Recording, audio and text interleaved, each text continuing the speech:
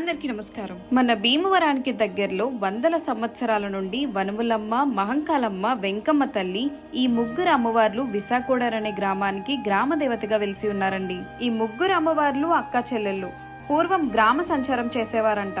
దానికి సాక్ష్యం ఈ ఊరి ప్రజలే. అర్ధరాత్రి వేళ గజ్జల శబ్దాలు, అలాగే సాంబ్రాణి వాసన ఎల్లప్పుడూ వస్తూ ఉండేదంట. ఇక్కడ పూజారి గారి నోటి వెంట అమ్మవార్ల మహిమల గురించి చాలా తెలుసుకున్నామండి. కోరిన కోరికలు వెంటనే నెరవేరుతాయంట.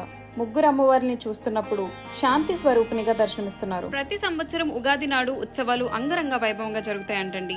నిప్పుల గుండం ఏర్పాటు చేస్తారు. సుమారు 150 పైగా భక్తులు వచ్చి వాళ్ళ మొక్కులు తీర్చుకోవడానికి వస్తారంట. అమ్మవార్ల కృప వల్ల మొక్కులు తీర్చుకున్న వారెవ్వరికి నొప్పి కూడా ఉండదంట.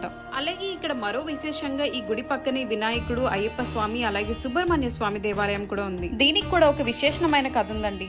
ఈ గుడి కట్టించిన ఆయన ఒక మండుటి వేసవి కాలంలో బొప్పాయి పళ్ళు కోయించుకుంటే మొదటి కాయ చెక్కు తీస్తే అచ్చం విఘ్నేశ్వరుడిలా కనిపించిందంట. అలే ఉంది ఈ కాయ తినొద్దు అనుకుని ఇంకొక కాయ కోసేసరికి తీర్చిదిద్దినట్లుగా అయ్యప్ప స్వామిలా కనిపించిందంట.